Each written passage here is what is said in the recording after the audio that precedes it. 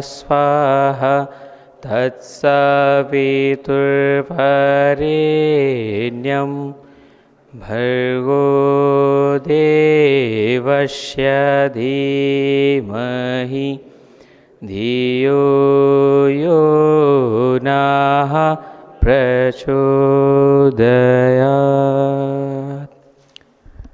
Dear friends, ICCS focused on the unity of ancient traditions, and our university is also based on the unity of the cultures and indigenous traditions and revival of the traditions of Rishi cultures. Now we are going to start our session. Firstly, I would like to call Dr. Imre Bakse. He is from Hungary, born in Hungary, studied the University of Philosophy and Theology from Princeton, USA. Also, he studied computer science from 12 years. And last 20 years, he is being involved in research in cultures and ancient traditions. Now, I would like to call Mr. Imre Bakse for present their papers, redefining the development of growth with knowledge and knowledge of great mothers. Dr. Imre Bakse. Thank you very much. I've been involved with first with the history and later with the teachings of ancient traditions for the past 20 years. But really, this acquaintanceship started much earlier. When I was at the university in the US, I visited a tribe, the Kuna Indians in South America, and they really shocked me. They shocked me for two reasons. One, their Nele Atsogeri, that's how they call their medicine man, shaman, healer, or whatever you call, Nele Atsogeri, who actually was learning his craft for 16 years. Healed a schizophrenic girl when I was there. Now, everybody knows in the Western world that schizophrenia is incurable. It's not curable. But there were other very interesting things.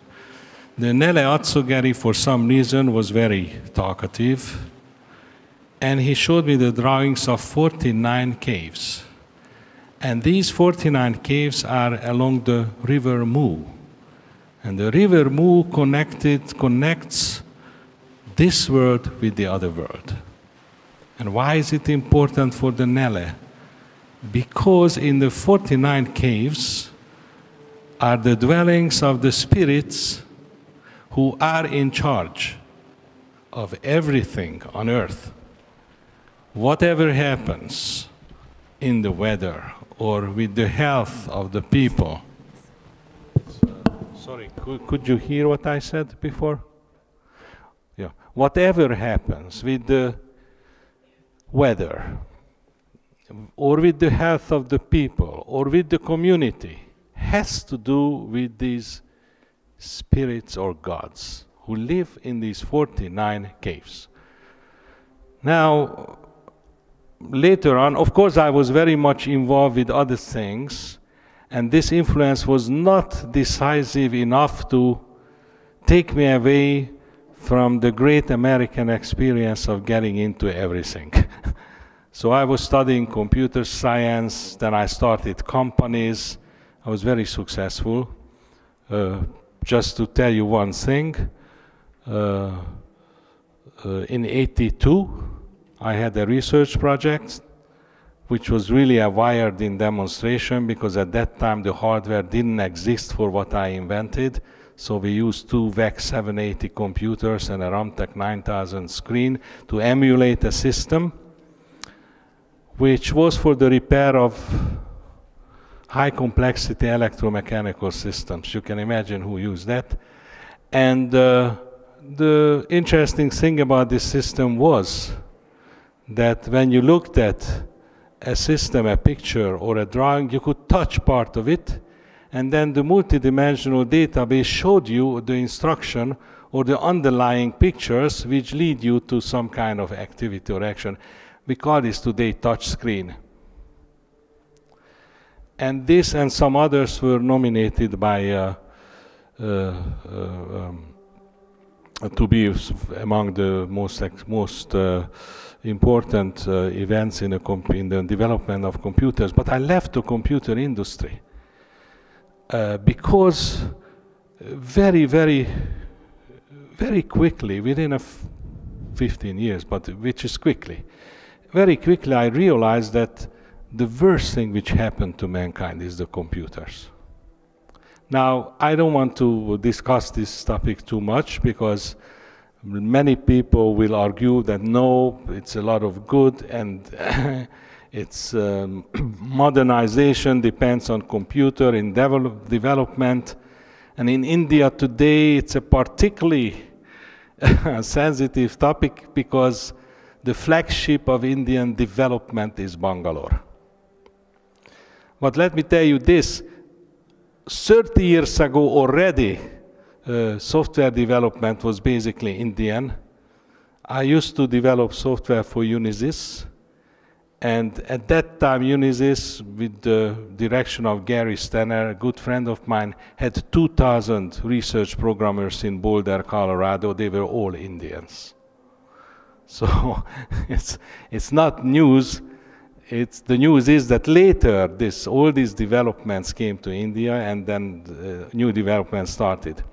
But what I really want to talk about is not the computers and not these experiences. This is just to give you a little background, but knowledge. And I mentioned computer because if people talk about ancient knowledge, the opponents always say, oh, what do you know about knowledge? Do you know modern science? How can you criticize modern science? Do you know about computers and the new developments? And you can't. I can. Because I've been folding the envelope of technology. I really know what science is.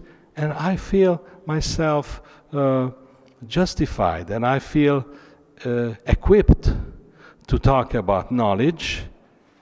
And also to make a distinction between ancient knowledge and modern knowledge. And the arguments that you don't know modern science just doesn't work with me because I know modern science.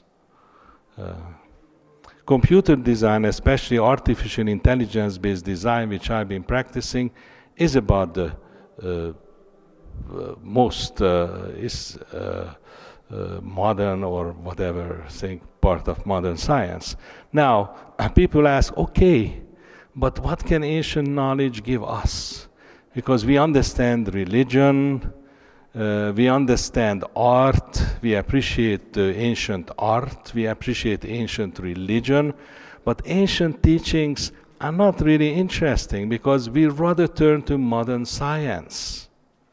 And what I want to show you in the next 10 minutes, that we better show to ancient science instead of modern science when it comes to the most crucial parts of our life. There are many such parts. I singled out just one for this lecture, which I've been involved with. It's the design of cities.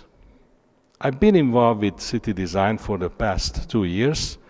And I've been involved with the people who have an amazing cloud-based communication and organization system to facilitate the teamwork between universities and companies and individuals and professors and architects and so on. And this amazing group of people really contains or possesses all the knowledge which has been accumulated until now about city design. Why is it important? I'll tell you very quickly. India has to build about 500 cities in the next 50 years. Because if rural population is not, let's say with an ugly word, moved into the industry, then the growth of India will stop. The same is true in China. China actually plans to build more than 500 cities in the next 50 years. This is a daunting number. Just think about it. In China, for instance, they realized that there is no way Shanghai and Beijing and the other big megacities can grow bigger. Why? Because it's impossible. It's impossible to expect Beijing to grow from 20 to 40 or 50 million. Imagine the traffic, imagine, we all know what's going on in Delhi, the same is going on in Beijing and Shanghai and everywhere. Okay? The problems are enormous and unsurmountable. Nobody has a solution for the megacities. The megacities are on the verge of stop functioning. You see, I can give you many interesting examples. In Bangkok, which is a 15 million city, sometime I had to take 2 or 3 taxi cabs to go to a place, and about 30 cabs just pass by and they don't even take me. And you know why? They don't know where the place is, so they just drive by. And the one who takes me sometimes stops and he says, well, he knows the area as far as we came, and now I have to catch another cab who knows better because he can't take me to the place. It's amazing. In Beijing, I've been circulating sometimes 2.5 hours to get to a place in the same way. So and the problems are enormous. I'm not talking about pollution. I'm not talking about everything else. Now, but what ancient knowledge knows about city building? Everything. Ancient cities were considered to be the body of the goddess. It's Sundari in India. It's Babba for the Hungarians and Central Asian tradition. And everywhere there is a goddess who gave birth to the whole universe and to all the gods. And this goddess is more than the origin point, because whoever is born from her will remain in her. This is an amazing thought, and I haven't read any theology which expounded on that. But if the goddess gives birth to living beings or even to gods, they don't live outside of her. They continue to live inside her, which means that our real divine picture is that of an embryo. Even though we are walking around the world, we are embryos. We live in our mother's womb. We continue to live in our mother's womb, and we should live accordingly. Now, if you live in your dear mother's womb, do you want to hurt it, pollute it, destroy it, or even plow it? The ancients were very upset about plowing. Okay? No, you don't. You honor it, and you want to keep it as clean and as healthy as possible. If your dwellings, which can be cities or villages or whole countrysides, are basically nothing else but the body of your mother, would you destroy these with mining and pollution and roads and factories and whatnot? No, you wouldn't. You would keep it as beautiful and clean as your treasured flower garden.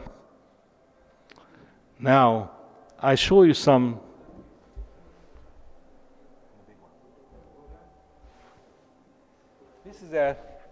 This is a picture I made. Actually, I made 20 pictures of the mother goddess, and some bigger ones are in the make. The big ones are 2 meters big, and they of course look different because they're colorful.